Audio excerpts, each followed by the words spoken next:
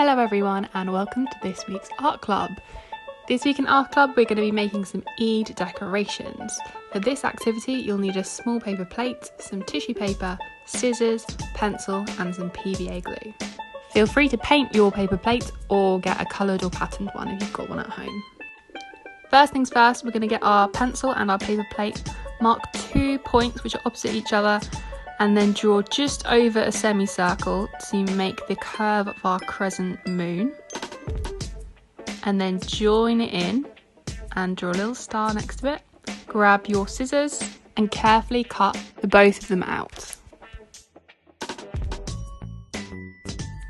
Next, grab your tissue paper